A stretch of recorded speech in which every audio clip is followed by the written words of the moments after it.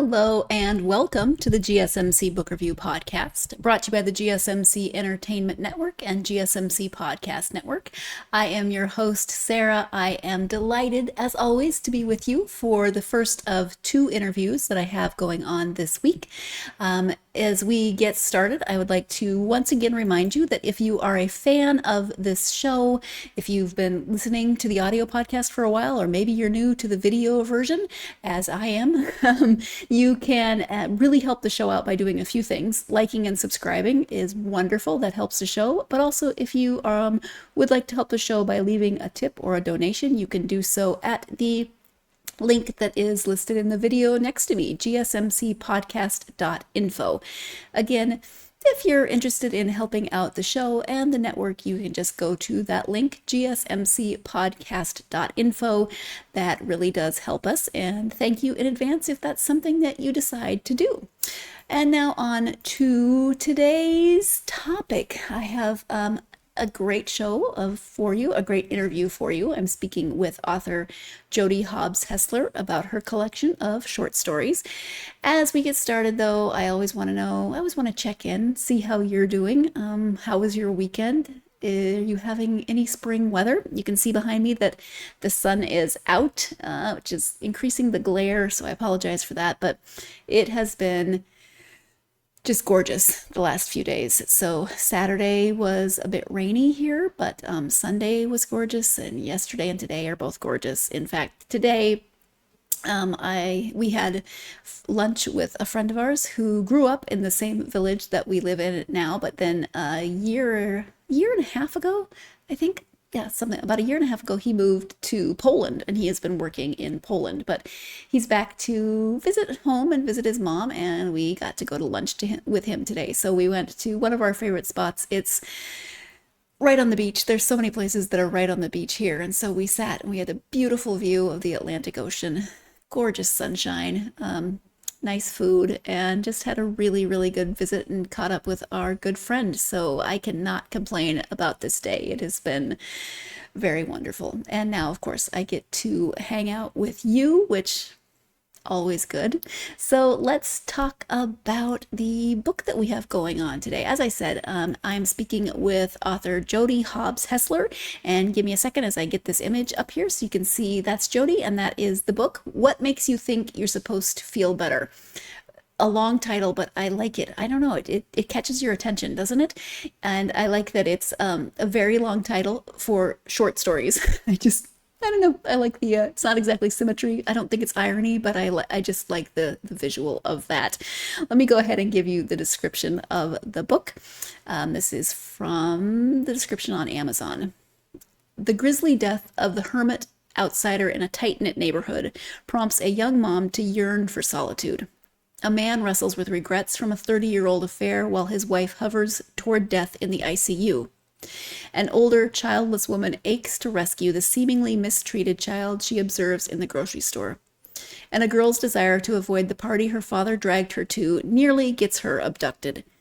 Told with restraint and deep compassion against the backdrop of Virginia backstreets and small towns, Jody Hobbs Hesler's debut collection shines with its portraits of longing, disconnection, and the ache for renewal and redemption that come from our own frailties. So again, that is the description of What Makes You Think You're Supposed to Feel Better. It is, as I said, a collection of short stories. There are 17 short stories in this collection, and they all take place in and around Charlottesville, which is the part of Virginia that Jody lives in and is from. And they have a connection of disconnection, I guess you could say. There's a lot of elements of disconnection, of loneliness within these stories, and we're going to talk about that in the interview. And she's going to talk about where she gets some of her ideas for short stories. For me, if you've been listening to the podcast for a long time, you are familiar with my evolving relationship with short stories. I wasn't the biggest fan when I started interviewing authors. And it's not because I don't like the stories. It's often because I like the stories. I like the characters. I struggle with short stories because once I get to know a character and I start getting into that story, I want more, which is a testament to the author, right? But I sometimes struggle. But there were a few stories in here that really I connected with, and that those themes of disconnection and loneliness, I feel like a lot of us can really connect with and associate with. The one that's mentioned in the description, the young mother yearning for maybe a sense of solitude, that one stuck with me. There were a few stories that really did stick with me within this collection, and I was very happy to talk to Jody. So if you're a fan of short stories, or maybe if you, like me, have sometimes struggled with short stories, keep trying, because I'm learning so much from talking to the authors of short stories and learning to appreciate them from different aspects. So let's go ahead now and turn to the interview. Again, the book is called What Makes You Think You're Supposed to Feel Better. The author is Jody Hobbs Hesler. Hi, Jody. Welcome to the podcast. Hi, thank you so much for having me. Thank you for being here. I'm excited to have you here. We're going to talk about your collection of short stories. But before we get to that, I would love for my listeners to get to know you a little bit. So if you wouldn't mind sharing just a bit about yourself, I would appreciate it. Sure. I live in Charlottesville, Virginia, and I've lived in Virginia my whole life, which is something that seems stranger the older that I get to have been in the same place. I mean, roughly the same place. I've been in Charlottesville about 30 years. And I have two grown children. One lives in Baltimore, one's in Ypsilanti, Michigan. And my husband's an electrical engineer. So we have sort of all of the disciplines represented in our home. And I have a ridiculous streak on Duolingo, which means I should be able to speak French far better than I can. What is your streak? Can I ask? It's basically 7 years. Wow, that's amazing. It's addicted. It's an addictive behavior. Like it's they really program it so that you get suckered into like certain amounts of time. Yeah. Yeah, but I'm then in the Diamond League. do you reach a point where you're like, well, I can't miss it now. It's been 7 years. Exactly. Yeah. Yeah. So it's like I have to go and I have to do jump through three more hoops so I can stay in the Diamond League, because We went to Paris for our 10-year anniversary a year and a half ago, almost 2 years ago. And I came back. I speak barely. I took it in high school and 2 semesters in college. So a tiny bit. But by the time we came back, I couldn't remember Portuguese. I couldn't remember French. I couldn't remember English. Like I was at the grocery store. They asked me a question. I answered in half English, I answered in half French, half Portuguese. It was a mess. I hear you. I hear you. That's the best case scenario, right? When you're prompted in the other language, it's like, I can do 5 words in French, but the rest is coming in English. Yeah. So, but good for you. That's amazing. And good for your brain, I think. I hope so. I Yeah. hope it's good for something because it is a compulsive behavior. So your short story collection, I love that it's short stories, but the name is long. What makes you think you're supposed to feel better? And I think that's a very intriguing title, and we'll get to that. But can you give just a little bit of an overview of the collection? Sure. It's 17 stories. They're all set in and around where I live, Central Virginia. They are mostly focused on characters who are struggling with some kind of disconnection in their lives. It could be disconnection with community. It could be disconnection within family or an intimate relationship, or even in like, especially in the first story, disconnection with self. So those are for whatever reason, that's the chord that resonates for me when I write. So whatever the story starts as, that's the vantage I take on it, how that resonates with someone's disconnection. That was the note that I wrote to bring up. Was it felt like loneliness and connection or disconnection felt very prominent. So that comes through. Was that kind of your jumping off point, or let me ask you how you go about writing a collection like this? Do you have a jumping off point for the entire collection, or do you just write stories as they come to you? Basically write stories as they come to me. And then when I had enough of a wealth of stories, I could look at them and find the ones that felt the most like family to each other. But it's interesting, there's like Murakami wrote the book After the Quake, which was several different, he's very magical realist, so several different magic realist takes on having experienced the same earthquake in the same relative space. And then, Olive Kittredge, Elizabeth Strout's story of, Olive basically, and several angles in on Olive's life, but all the same characters in the same place. And I think when you write a collection like that, you're planning it from the beginning as you write one story to the next, like how can this one go with the other one? And I think it's less likely that you'd kind of look at it later, kind of retroactively decide. But I like a thematic collection. For me, there's so many different kinds of people I'm curious about, so many different kinds of relationships.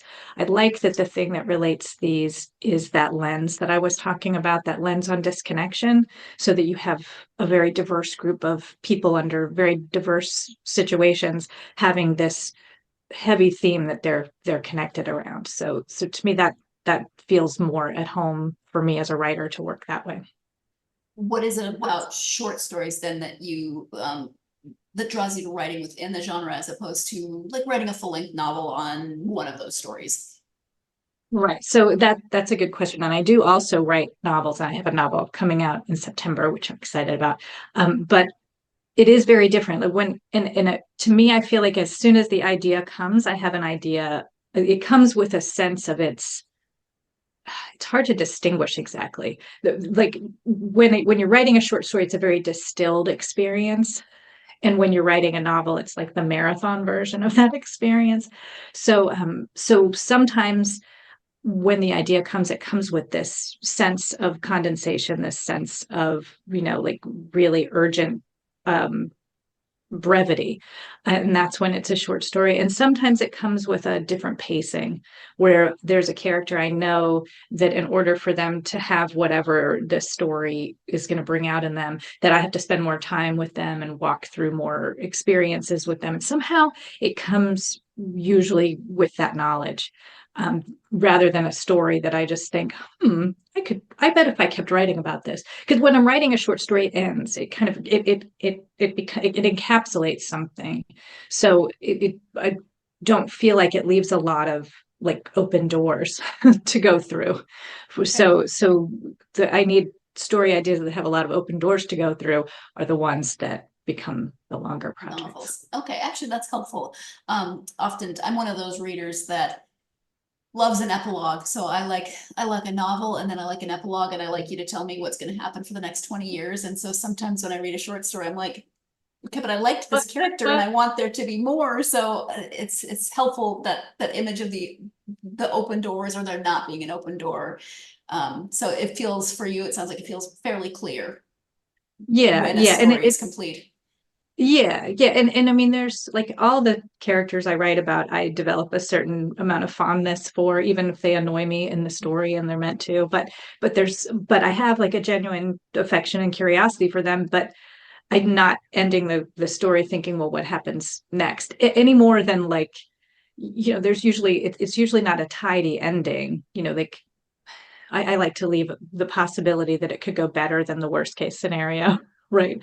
But you're kind of set up sometimes for the possibility also of that worst case scenario. I don't like tying that knot for the reader. I like that to be this sort of, we're going to wonder about that. But answering that question wouldn't make a new story for me. It wouldn't make the story continue. So usually like the characters, no matter how much I love them, I'm ready to part with them when the story's over. So I'm always fascinated to talk to authors about, well, so many things, but when they talk about characters, because as readers, characters can sometimes really stick with us, right? So I always wonder, is that the same for authors? Do they have those characters that just stick with them? And so I find that interesting. And then I mentioned at the beginning, I think that no, I don't think I mentioned this. Sorry, but where she was talking about not wanting to tie that definite knot that kind of leaves it open to readers' interpretations. Do you like endings like that? Do you like endings that give you more leeway to say, you know what? I think this happened in this book, or I think this happened to this character. I sometimes I struggle with that, and that's what I said at the beginning. I sometimes struggle with the characters that I really like, wanting to know everything that's ever happened to them ever in their whole lives. So curious how that is for you as a reader. Let me know in the comments of, do you like endings that tie everything up nicely, or do you prefer to have a little bit of mystery left in the endings, whether that's short stories or novels or whatever it is that you love to read? Let's go ahead and take that first break of the episode. When we come back, Jody will be talking about character development in short stories versus character development in longer novels. So stay tuned. You are listening and watching the GSMC Book Review Podcast, and I will be right back.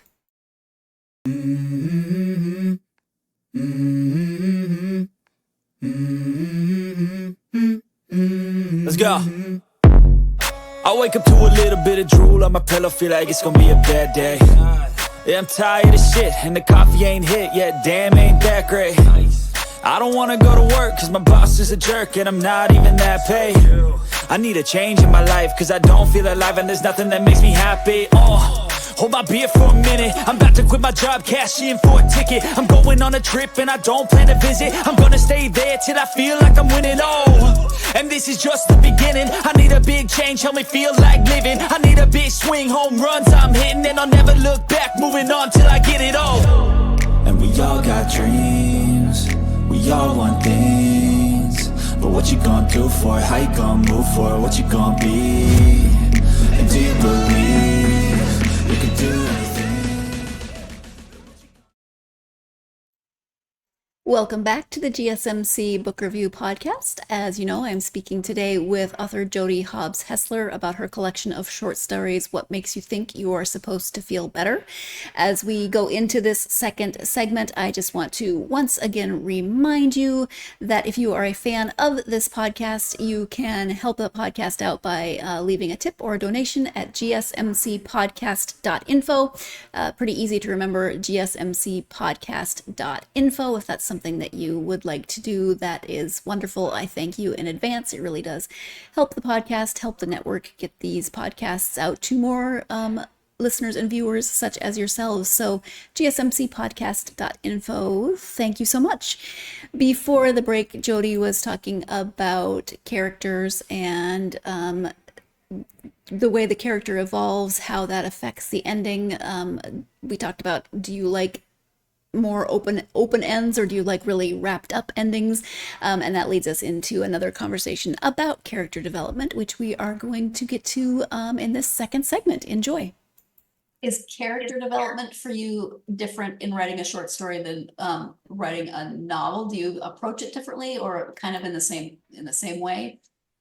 It's a good question. I think they're all the questions when we sort of excavate a story or a novel after having written it. It's easy to talk about it, to break down something into craft elements after the fact. But when we're writing them, they're kind of all coming at the same time. So they're, to me, all woven together. So when I'm writing a story, I'm getting to know the character. Every story in every novel goes through a ridiculous number of revisions, which are drastic. I think like early writers think of a revision as, I changed a couple of things, I moved a couple paragraphs around, and now it's finished. And a revision really is the word, which is revisioning. You want to get back into the whole story and imagine it over again. So as you do that, I get to know the character better. I get to know the situation better. I get to know all the textures that weave into the fabric of the story better, so that as the revisions come along, all of those elements are also getting developed. So that's similar in both a novel and in a short story. The frustrating thing about when you're doing character development in a novel is that it takes a really long time before you get that final rough draft. So by the time I get to the end of that first rough draft, I know the character. I know what the character's arc needs to be. I know where their emotional, tenor is supposed to land, and how it should start a little differently from how it should feel at the end. But I don't know that when I'm beginning the story with the character. So I have to, it's a lot. You get to the end of the first draft and you're like, great, I'm finished, so I have to go back and do that all over again. So going back and revisiting each like segment or chapter or whatever, and reinvesting that character with what we've learned from the process of writing it. And developing more layers, and that's where subtext comes from. It's all the things you learn as you go through. So yeah, it's similar, but it's a little more protracted, I think, when unsurprisingly when doing that for a novel. Yeah, I'm projecting because I'm sitting here and I'm thinking about all of this, and I feel like for me, I would, because I like some of that, like just thinking about the character and what makes them tick and what are their motivations. I feel like I would spend potentially way too much time on a character. Like I would spend the same amount of time for my short story characters as my novel characters. Does that ever happen, or are you able to kind of police? Yeah, I mean, I think a story is shorter, but it's not easier. Like you do get into all the works. I think just because the nature of it is literally shorter, no matter how many revisions I'm doing in there, I am in the end spending less time developing the character, for example, on a short story than a novel, but it's no less comprehensive. And sometimes what I've had happen is, like I'm writing, and I remember particularly when I was writing Everything Was the Color Red, which is the story that has the road rage incident in it. I'm writing that story, and it has two characters who are being voiced. And I was writing the road rager, one of her early things, and all of a sudden, all of her backstory just comes to my mind. And my first draft, I'm kind of writing that in right as it's coming to my mind, and realized pretty quickly that's way too much information. The reader doesn't need all of that right now. So I just opened a new document. I wrote all of the backstory that came to me and kept it in that document. And as I kept writing that story and kept developing that character, every now and then a piece of that backstory that I'd written would come in, and I would, when it was it's kind of like when the question knocks on the door, there's the answer. You want to put the answer in when the question knocks on the door, and not before the question knocks on the door, and not every answer when the first knock comes. So that's kind of a balancing act that goes throughout, but that's character development as well, like how to balance the backstory, how to keep it from taking over. Yeah, I would imagine that some people, when they read short stories, think, oh, this must be easier because it's shorter. But I feel like in some ways it's got to be not necessarily harder, but the ability to encapsulate that story down into a certain time frame or amount of words probably is challenging sometimes. Yeah. I think of it as like cross training, the way athletes would, if you're a marathon runner, you're doing something else to keep your muscles from just like, well, the extra muscles from atrophying or whatever. You need complementary muscles, need complementary work. And so I feel like doing some work that's really long and some work that's really short helps keep all of the writing muscles kind of toned. And but yeah, I'm not sure that answered the question completely, though. No, I mean, I think every author is going to approach it slightly differently as well. So yeah. But how about, was there any particular areas of research that you did for any of the stories from this collection? I love research questions because I mean, I do much more intensive research for the longer projects. They tend to be set either in time or in place or in situations that require me to dig a little bit deeper. Short stories by the ones that I write, tend to draw more from things I'm more familiar with. So it's observational lifetime research, things that I know because of, X, Y, and Z that I'm involved with in the world. But that said, there's still research that I've done on many of the stories. One thing that was really important was, like, the last story is called Grown Up Party. And it's a young child who's taken to a party with her dad, and it's not an appropriate context for a child. And there's music playing all the way on the car ride there and in the background at the party. And it was set in the 70s. And what I was really kind of interested in that story is how the 70s was kind of a mess of a generation to grow up in. I mean, it was the me generation. It was like adults having key parties, like children kind of getting thrown in situations that were uncomfortable, and there wasn't this wealth of children's music, or parenting wasn't in back then. It was just if you had kids, Gen Z are the way we are for a reason. right. Right. So it was I mean, Gen interesting X, to me. not Gen X. Yeah, Sorry. yeah, exactly. We earned it. But but like so I picked songs that were kind of dripping with sexuality because we were drenched in this background of music that was really inappropriate for children, that kind of highlighted the other inappropriate things in that story. And that was just, it's something that I'm fascinated with as like a product of my generation, kind of how certain things have changed and how we didn't question this at the time. This seemed Mhm. like a normal, a lot of those things seem like norms. And so in a story, I will take like something that seemed relatively normal, maybe slightly off, and then you tune it, like, okay, well, what if this is that much more off? And this is even more off. And then you kind of end up with this, you know, con- curious dissonance that kind of brings the reader into a story. So that's kind of how that happens. So I did a lot of research on which songs in the time period I was hitting, so they wouldn't be songs that were 10 years apart. They would be songs that would be on the radio at the same time.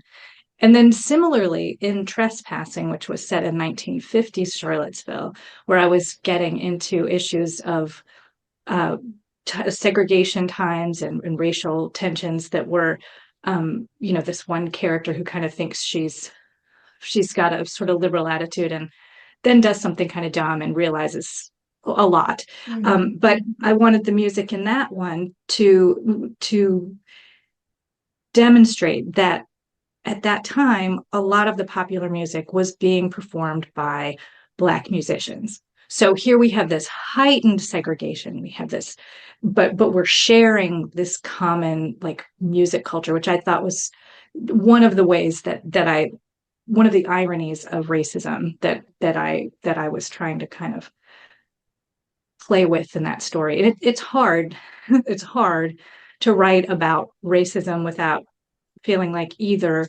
you're abetting it in a way by demonstrating it, or you're accidentally committing some act of naivete that exacerbates the exact thing you're trying to reveal. So it's always a risk to go in that territory. But and there was a lot of research that I had done, unrelated to the story. After we had Unite the Right here in town, I did a deep dive in local history and learned a lot of reasons why such a thing might happen in my town. There are some good reasons. So learning a lot about the history of racism and how Jim Crow worked right here and different things like that developed my like visceral understanding of the town and the times, and was able to create, I feel like, a 1955 scenario that could ring true. Although I also took some liberties with geography and other things, and colored outside the lines in a way to kind of make the story work. And that's the funny thing too about placing real stories or fictional stories in real places, because sometimes I need this road to go not quite the way it would normally go in order for this interaction to happen the way I want it to happen, and I just do it and hope people don't get mad about it. Right. Oh, there's always the reader that's like, wait, no, that street doesn't go that way. But the majority of people are not going to know that. Like I would Right, not know that right. because having not been there. But there's a line in that story, just about how she just notices that as she's in this neighborhood, she's like, oh, I'm hearing the same music that I hear on the radio at home, so this is fine. It must be okay. Right. That's like, yeah. And just like the slow realization in that one that the culture had set her up to believe she would be in danger. But because that was right on the tail of what had happened to Emmett Till, it was actually that she was the danger. She was walking in and carried this latent, like unwitting power to create havoc and destruction that I think that character was only vaguely aware of even by the end, but hadn't even considered at all before the story started. Right. Well, she was what, 14? I mean, how many of us are terribly self-aware at 14? Exactly. And the other story that you mentioned, the adult party, that one stressed me out, but not because of the inappropriateness. I mean, yes, that stressed me out too, but at the same time, it was like, yeah, Gen X. I mean, like, I was aware of it, but it was stressing me out more about the man at the end that the child was talking to, and I'm like, where are we going with this? And can we? Yes. Yes. Yes. So Yeah, well, that basically, good job creating that sense of tension. well, that was again like it was a way to kind of use the weirdness, the Gen X weirdness, to amplify a dangerous situation. Like there, it's almost like there was we were inured to those kinds of signals and the level of inappropriateness. So it's a lot easier to blur those lines. It's a lot easier to get fooled if you haven't got a sense of where you belong in that metric or whatever, like you're just a loose toy rolling around or whatever. I'm trying to also now think, did I know the phrase stranger danger as a child? I don't think I did. I think I was, I Right. don't know, late teens maybe when I'm aware of knowing that phrase. Exactly. Like, yeah. What that story that I remember when my parents divorced when I was little, and I remember one summer trip that we took with my dad to Virginia Beach, because again, Virginia, my whole life. But and I remember seeing, I must have been 7 or 8 years old, and there were posters plastered all over a missing boy who was about my age. And he went missing, like walking between his grandmother's house and his neighbor's house or something, or like his friend's house, like 4 blocks away, some really small space. At around the time that I was there. And there was something about like being that age and becoming aware of Mhm. that kind of danger in that way. And it's someone my age, and it's something so innocent as walking. So it stayed with me. And that's, I think, how that story kind of took that shape. Yeah.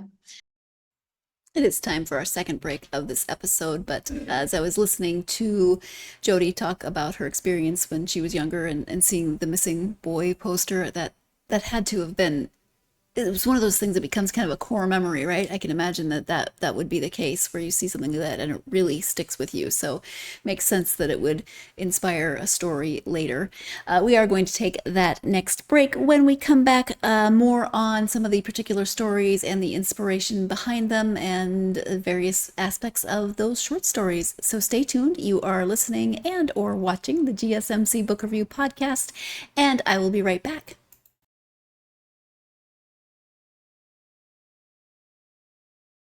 For the best and latest podcasts available anywhere, go to the podcast app on your cell phone and type in GSMC to access free content-rich podcasts on health and wellness, book reviews, sports, entertainment, relationships, social media, movies, technology, finance, and even weird news. Subscribe and download the GSMC Podcast Network's family of shows, available everywhere podcasts are found.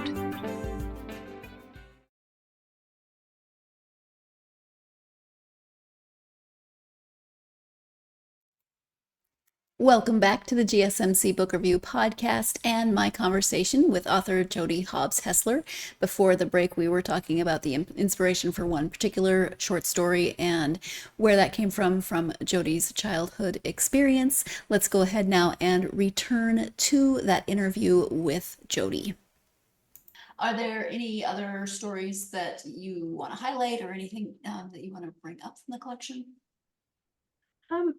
It's been really, really fun to share the book with audiences and find out what stories resonated with them. And I was talking to someone just yesterday, was talking about the story Harmony, which happens in a restaurant setting. And it's this woman making assumptions about this waiter relationship that is, and she overreaches and mistakes it for real intimacy, and it's so cringing. And I've been so happy that story has landed with a lot of people, because that was one I like. Several of the stories were published before I put out the collection. That one just kept coming close and not quite getting it, and I was really fond of that story. So for a while I was like, do I include this? Because it doesn't seem to get traction, but I really like it. So I'm glad I included it. But it's been fun to hear what people react to. There's one story in there I haven't heard a lot of reactions to, which was one of the older stories called Damage, which was about like a prank that these kids pull with a Mm-hmm. smoke bomb, and Mm-hmm. like they end up targeting the wrong sister, and she's terrified. And that was based on a real prank that my brother pulled when we were Oh kids. no. And like I was then really interested in that story of going like, okay, like it was a bad joke gone wrong in our experience of it, but that little girl was really actually scared. She was so scared. And in the real version, like smoke was coming in under the door, and she called the fire department, but she didn't leave the house. She was too scared to leave the house. And just like that has stayed with me, just this idea Mm-hmm. that she was so scared, and that it was all this, boys and girls dynamic of, like how fraught that is, how weirdly dangerous those mistakes in that age can be for kids. And so that was one that hasn't come up much, but that was an interesting one for me to reimagine from Mm-hmm. this sort of estranged father's point of view, like how that affects his whole standing in the family and all that. So Yeah. So one thing that's always interesting for me when I talk to people about a short story collection is that this is 17 stories. When it's a novel, we're talking about kind of an overarching story, maybe some secondary stories. But with a short story collection, we can't go through every story in the book. Listeners would be like, "What are you doing?" But I was just trying to think as we were talking, there were a few that the ones that resonated with me were, you talked about kind of leaving that little knot, tying a definite knot in terms of leaving it yeah. open, whether it's, hopeful or not. But for me, it's always the ones that feel more hopeful. And maybe that's just from my perspective, but like the story based on with the same title as the book, what makes you think you're supposed to feel better? I can say that because there was a lot of hard issues in that story, but it did feel like there was that possibility that things could be okay with those characters, Yeah. Um, Yeah.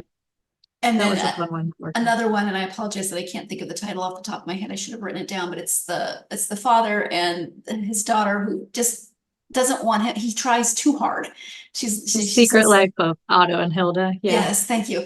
I mean, he buys that giant M&M, but just has a life of its own. But it feels like he actually is maybe starting to hear her by the end, and Yeah. figuring things out and just doing littler things. But so for me as the reader, I do like the ones that make me feel like, okay, I have hope that these characters, even though they don't exist, are going to move forward in positive ways. And yeah, I do get a little too invested in my characters because they don't exist, but they live on in my head. Right. Well, that's the writer's dream is that they will, Yeah. live on in Yeah. someone else's head too. Do you ever do they ever just stick around for you, and like do you ever have to revisit a character because they have not left your head, or is that not an issue? I mean, there's a story that I wrote a million years ago, that I think the window of being able to rewrite it is gone, but it was a character I really liked. I think the story was called 2 Days for Charlotte, and it was about this older woman who kind of wakes up one day and feels this renewed sense of love for like everyone in her life, and has been kind of a sourpuss basically.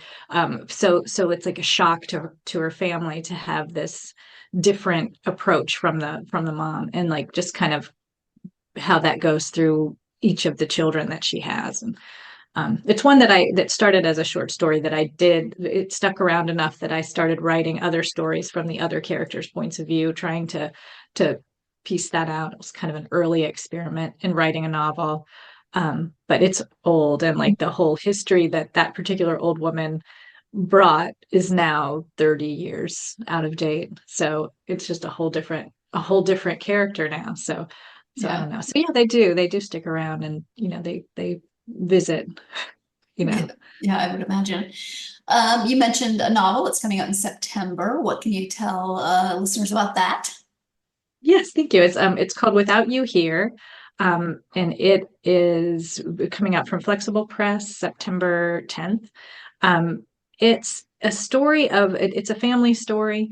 There's I haven't really gotten great at boiling it down to an easy elevator pitch because it does come in two different voices. So there's like some structural things that make it hard to summarize perfectly, but essentially it's about this relationship between an aunt and a niece.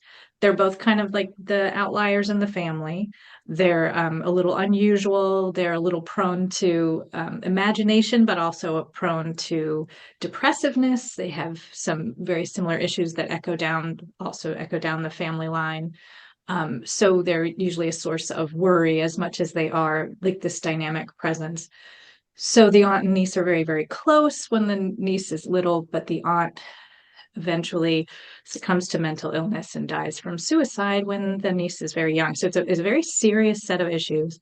And it's kind of how that trauma sort of circles back for the niece and shapes who she becomes and how she approaches when she finds herself stuck in a marriage that's becoming dangerous, how she draws from that experience, and the question being, will she repeat history, or will she find something else in her experience from that very close love, sort of the person who saw her best in all of her life? Will she find something else that will solve the problem? So that's kind of the tension of the book. So it also comes out during National Suicide Prevention Month, and I'm hoping that I can help do some like drawing awareness to some issues and kind of make that part of the process of getting the book out in the world. It's one I feel like it is a work of literary fiction. I am not an expert. We've all had experiences in families of different kinds of mental health issues and different kinds of, I think we've all probably been at least once removed from someone lost to suicide. So I'm not an expert. What I feel like fiction can do is spark conversations that are once removed from the most uncomfortable. Like sometimes if you're going through something terrible and feeling terrible about yourself, but you picture someone else going through the exact same thing, you would have more compassion for this imagined other person than you have for yourself. And so similarly, like if you're angry about that kind of a scenario in your family or all sorts of unresolved issues, I think you can kind of cast a sort of a third party in that role and see it more for the emotional truth that's happening, and maybe give more compassion to yourself as well as to someone that might be struggling with it. So that's a use that literary fiction can provide. And in this case, I do hope I'll be able to read it, and go visit other settings besides bookstores as well to try to facilitate some of those conversations. And I've worked with a writer friend, Priscilla Cutler-Burgoyne, who helped me create a Q&A at the end that's set up for book clubs, but you could also use it in a mental health setting, either as practitioners or people struggling with the issues that are brought about in the book. And that's sort of the goal, to try to bring those conversations out. So yeah, sometimes it's a little less scary to enter into the conversation from that angle than like trying to read something more formal, more so more medical. That's not the right word I'm looking for, but you can read someone's experience as opposed to trying to that it might jumpstart a conversation. Right.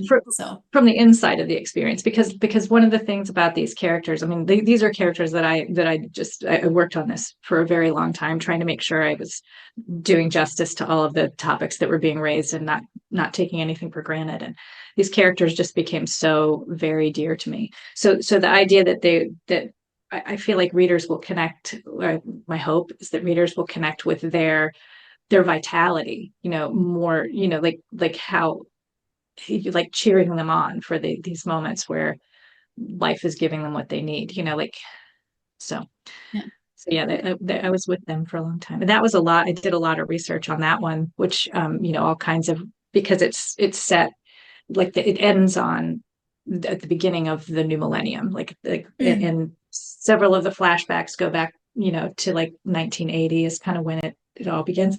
So I had to go back and see, like, okay, how did the particular mental health issues that I'm talking about, how were they talked about in that time period, or not? And what is the history of this diagnosis, basically? But if you try to Google history of whatever. You get case histories. So you're talking about like, Yeah. it's better than Yeah. reading like a medical history. And I'm like, oh my gosh, I get so much medical history when I Oh, was I can going through imagine. this. Yeah. It was Which, just really hard to tease that out, right? yeah, yeah, interesting. Yeah, I can't even, I wouldn't even, I hadn't even thought about where to start on something like that. So that would be very, very interesting. Yeah. Are you working on something new currently? Yes. So because I write short and long, and because I think I probably have a little bit of ADD at least, I like to have several things happening at the same time. So when I sit down with writing time, I have something that suits the energy level I'm bringing to the desk.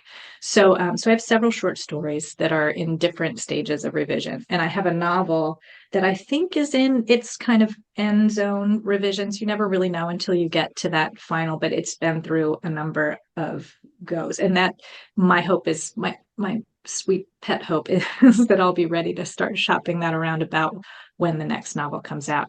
Because having two in a row, like 11 months apart, is a lot. It's a little, it's very, very exciting, but it's also like, so I You'll don't have, want to lose momentum, but I don't mind not having another 11 months.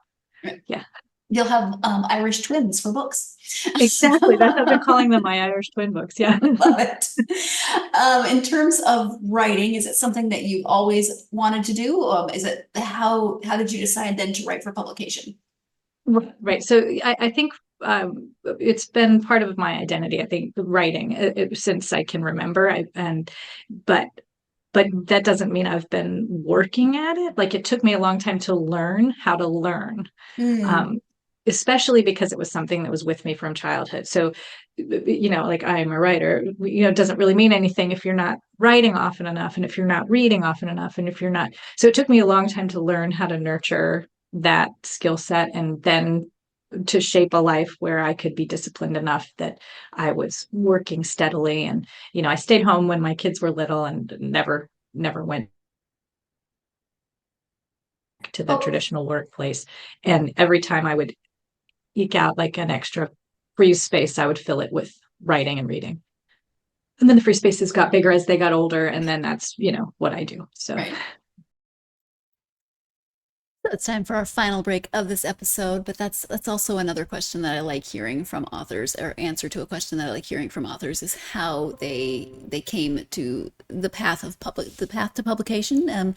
And sometimes it's really straightforward, and other times it is not straightforward, but I like the filling in of those spaces and how the spaces got bigger. And I don't know if I'm always good about filling in those available spaces, but I appreciate hearing others' journeys and how they made things work. And it's inspiring to find out what could work for me or you, or just different ways of looking at things. So when we come back, we're going to take that break, and when we come back, we'll be talking about excuse me, I just completely lost my train of thought. We'll be talking about Jody's advice for aspiring authors.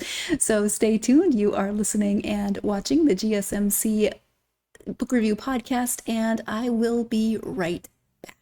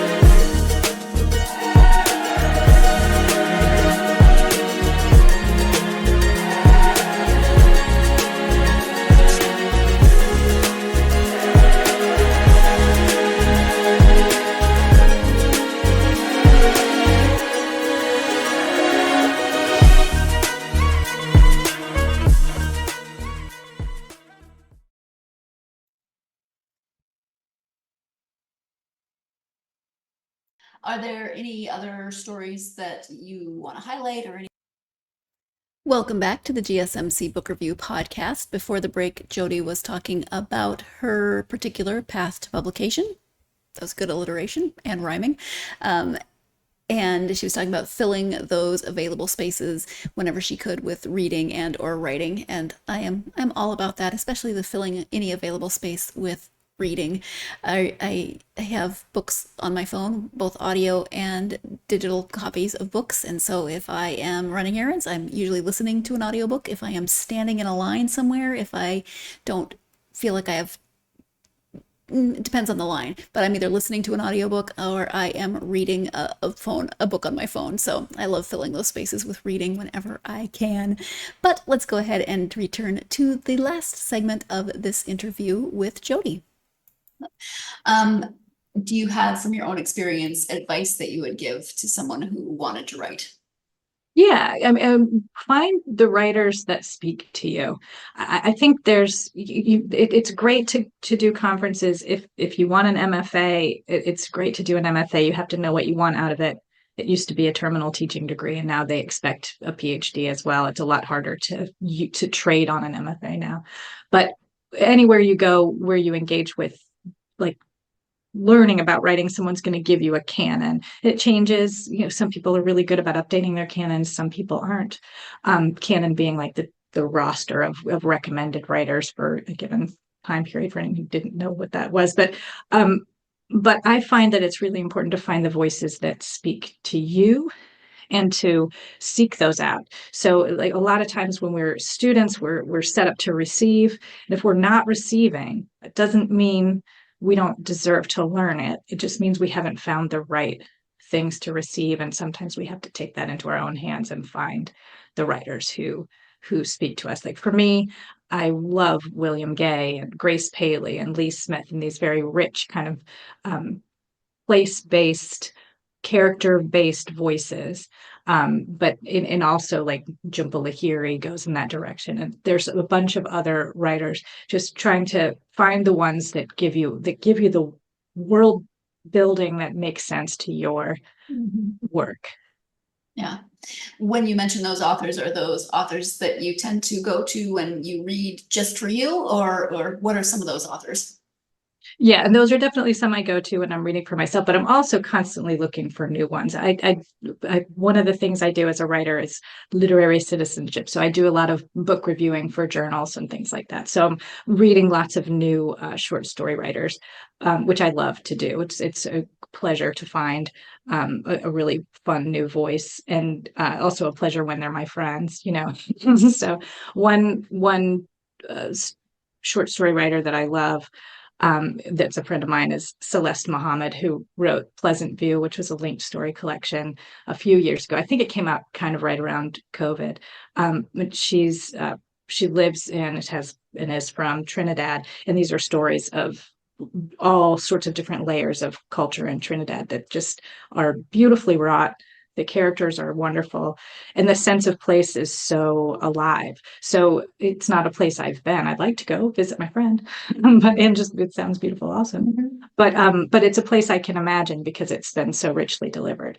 And so I like place in fiction, and I like voice in fiction, and I especially like when the two combine. So those are writers that I look for, and I think Southern literature tends to be rich with that particular set of elements, but so is a lot of international literature. So I try to make sure that like that's part of my reading exposure. So. Okay, thank you. In terms of internet presence, if you can share a website and any social media that you're active on. Sure. My website is jodyhobbshesler.com, and I'm on Twitter, which I still call Twitter, and I'm on Instagram and Facebook. I'm also on Blue Sky, but I have to be honest that I don't really understand that one very much yet. So I try to make my presence known on the ones that I understand, and every now and then I'll post on Blue Sky and I'm still building up who I know there. So it doesn't, it's not as easy, I think, to connect to the literary community. I think it's there, but it's harder to find. I don't know Blue Sky, so I will have to look into that. I've learned a whole bunch of new social media sites recently, but that one, so. Yeah, for a minute, it seemed like it was going to be the one that was going to, help take the wind that was leaving Twitter's sails, but I can't tell if that's what. Nothing If quite that's what's happening. has it yet. Like there's a bunch No, that no, seemed like maybe, but exactly. Yeah. well, Jody, we've talked about a variety of different things, but is there anything that we have not covered that you wanted to make sure you highlighted? That's a good question. I mean, for anyone who's reading these books, thank you, and also just support small presses. We just had the dissolution of the small press distributing group. The SPD or whatever just went under, which was it's not the distributor that the books that the publishers I'm coming out with were using, but it was a distributing press or distributing company for about 700 independent presses. So it's a tough time for the independent publishing world. So highly recommend looking for titles that don't have the backing of the Big Five. The Big Five has a lot of money. They're marketing stuff left and right, but that doesn't mean it's better just because they have money to talk about it. So. Yep, absolutely. Well, thank you so much for taking time out of your day. You said it's a beautiful day and you're going to go hiking. So thank you for fitting me into that beautiful day and talking about the collection. I really appreciate it. Well, thank you so much for having me. It's been a pleasure. Thank you. Thank you once again to Jody for joining me for this interview talking about her collection of short stories. If you are a fan of short stories, then you definitely want to check out What Makes You Think You're Supposed to Feel Better. If you, like me, have struggled with short stories, I think this is a really good collection to help get you into short stories, especially now that you've heard a little bit more from Jody about some of the inspiration behind them, the writing of them, how character development, all that good stuff. I think for me, it's very helpful every time I talk to an author of short stories to hear what they love about them, what they enjoy writing, why they enjoy writing short stories, etc. That to me has just helped me have a much better appreciation for short stories. And I'm not sure I'm at the point where that's going to be my go-to genre for reading, but it's definitely one that I appreciate so much more than I ever used to.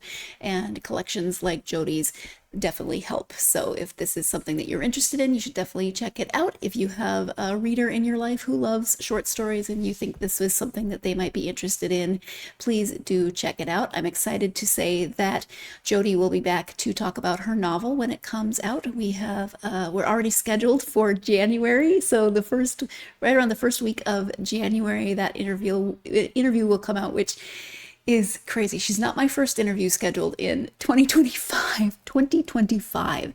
I have one that's scheduled in May. I think Erin Flanagan is scheduled in May already. So 2 returning guests scheduled on my 2025 calendar, which is both exciting and also a little bit mind-boggling. And you know what? I just realized that the eclipse was yesterday. What 2025 made me think about that. But hey, were you in the path? Did you go watch the eclipse? Whether it was just a little bit, like 30%, or did you get to see it in its totality?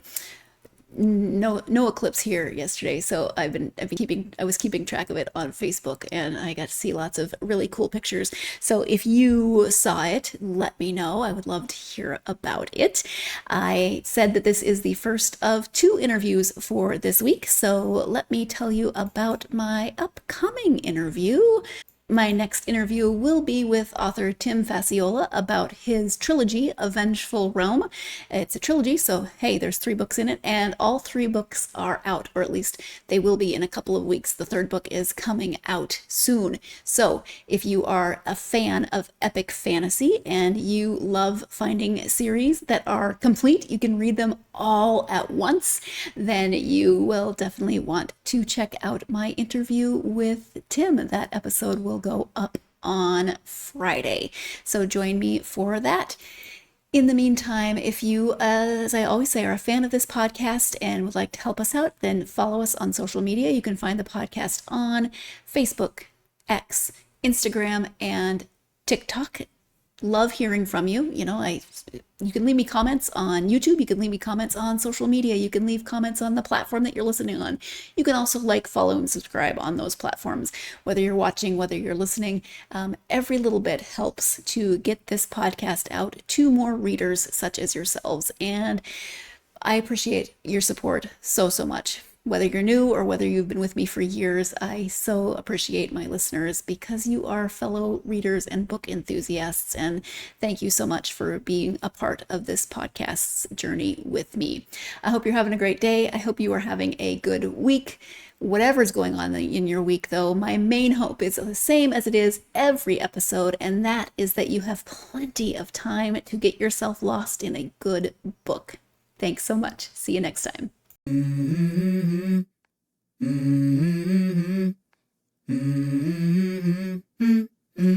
Let's go. I wake up to a little bit of drool on my pillow, feel like it's gonna be a bad day. Yeah, I'm tired of shit, and the coffee ain't hit yet, damn, ain't that great. I don't wanna go